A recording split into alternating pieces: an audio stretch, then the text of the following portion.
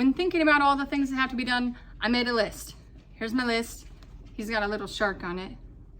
Isn't that cool? Got him a shark.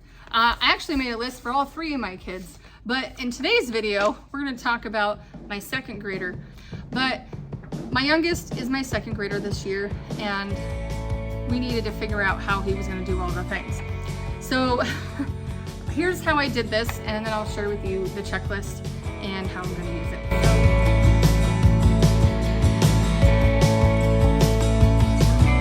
Hey, welcome to Joyful Noise Learning. I am Ashley, if we haven't met yet. So glad you're here. I love to chat about Charlotte Mason inspired homeschool, along with biblically based curriculum and affordable homeschooling resources. I am a former English teacher, current homeschool mom, and I volunteer with a bunch of other stuff on the side. But anyway, I have been doing this for about 8 years, and I love homeschooling my kids. And I have an 11-year-old, a 9-year-old, and a newly 7-year-old. So thanks for being here. We know there's a lot of things to do. So first thing I did was make a big list. What are all the things that he needs to do in an entire week? And that's it. I wrote them all down. And there's things like morning jobs, doing his memory work, doing handwriting. He's got his reading lessons, all those things.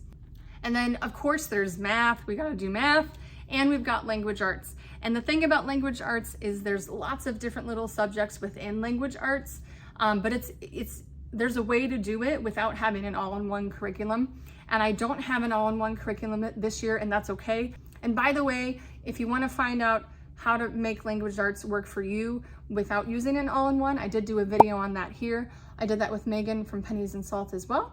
So you can go check that out, and hopefully that will help you out with creating a schedule with that. So today's video is a special treat. We are collaborating with Yasmine at Mommy on the Move and my friend Megan at Pennies and Salt. I'm so thankful for these ladies. You're definitely going to want to check out their videos.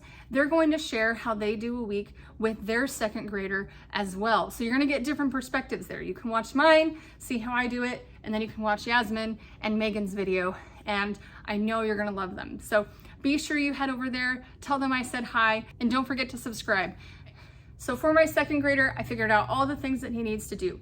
Then I sat and I thought, okay, what does he need to do daily? And what does he need to do weekly? And guys, like, thinking about this, like, I felt really overwhelmed. There's a lot to do here. How are we gonna fit it all in?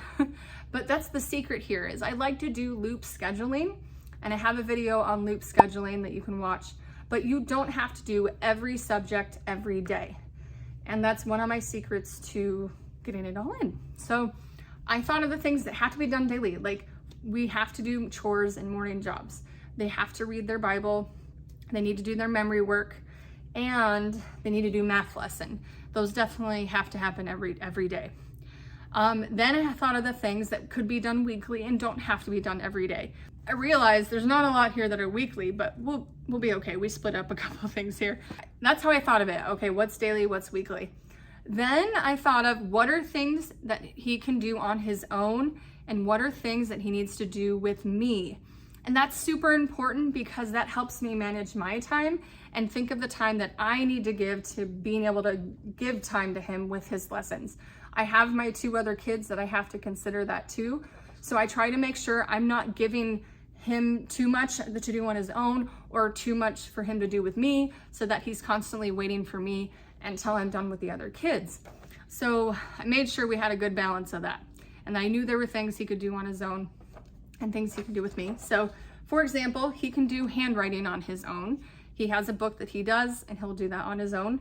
He can do an exercise or take a walk with me or without me. Sometimes we do it together, and sometimes he does it on his own. His quiet time and reading journal. So my kids do that every day. They know that's a tradition.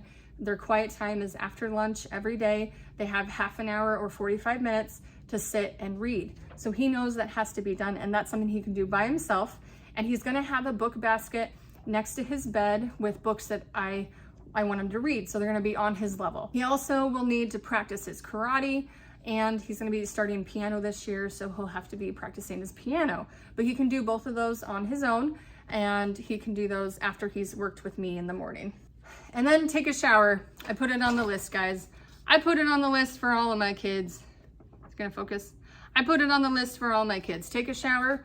It has to be done. He doesn't have to take a shower as often as my other two, but it needed to be on the list this year. So now the things that he's gonna do with me, I'm hoping to work with him probably first thing in the morning. So my older two will start working on their subjects that they can do on their own. And then I'm gonna work with my second grader and do his subjects with me first. So we can get that done first thing in the day, and he can go and work on his other stuff on his own after that. So spelling is one of those things, or language arts. So let me explain to you language arts and how we're doing it. He's gonna have spelling, and I'm gonna combine him with spelling with my fourth grader. They're gonna do all about reading level 2 together.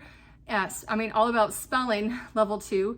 And we're gonna follow the same format that my fourth grader followed last year for third grade. We're gonna do the new words introduced on Monday, Tuesday and Wednesday, they're gonna practice their words, and then Thursday will be the test. Thankfully, he won't have to do anything on Friday, but that really shouldn't take us too long. So he'll know that on Monday, we do the new words together, and then Tuesday and Wednesday, he's gonna practice those words on his own. I will, encourage him and remind him to do that until he figures out how to do that on his own throughout the rest of the year. Then we have the reading lesson. So I'm still gonna do phonics with him, especially since he's only second grade. He's doing all about reading level 2. So the special thing about this kiddo is he's technically already reading really well, but I do wanna continue through the phonics program to make sure he's getting those direct instruction for those phonics rules. And I know that will help him with his spelling in the long run as well. Cause yeah, he's just a very intuitive reader. He can figure out what the sounds make just really quickly. It's been amazing. But we're gonna stick with all about reading, and I'm gonna do 2 lessons with him each week. So that's gonna be on Monday and Thursday. And that will be in his individual time with me early on in the morning. And then we have, I'm gonna call it narration time or book basket time with me.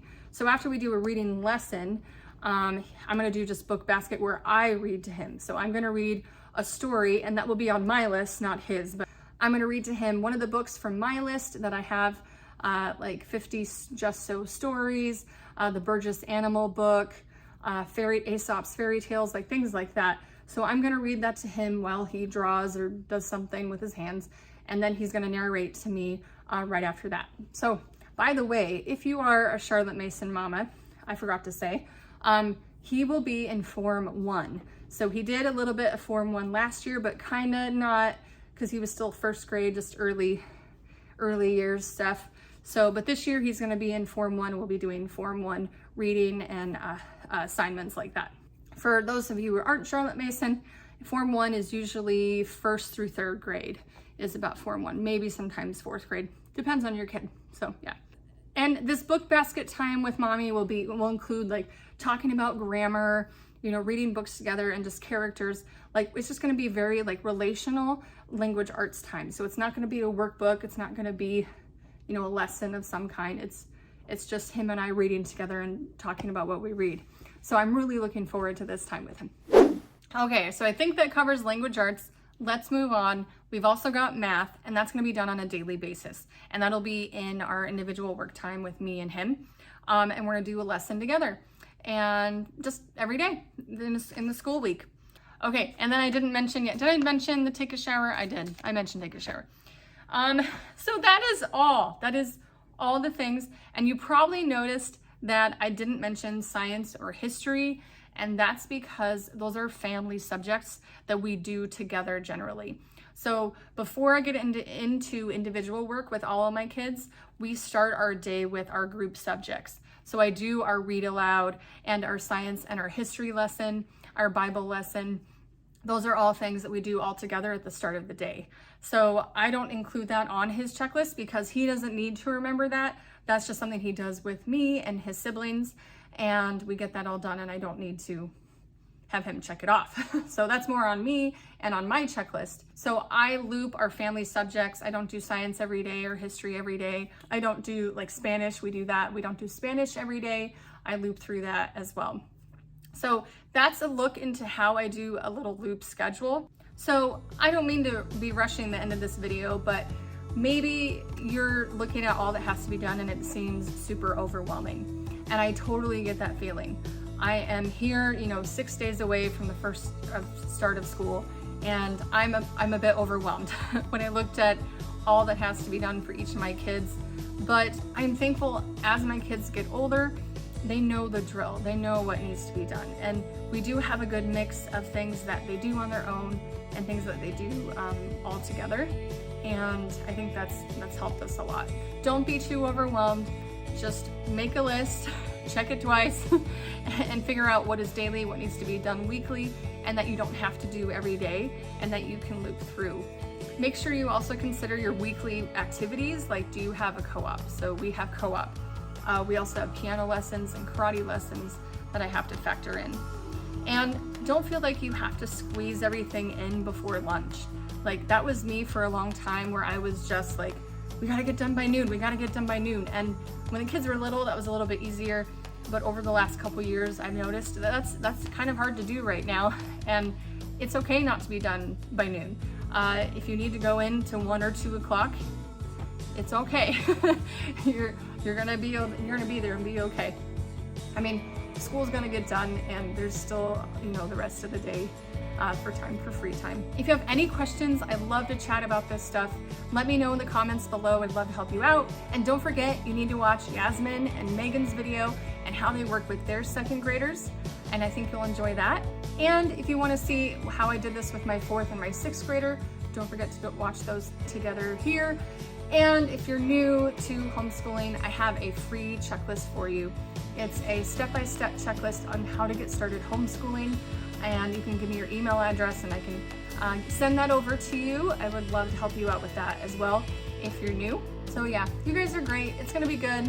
You're gonna have a good year with your 2nd grader, and you rock, and go find his joy among the noise. See ya.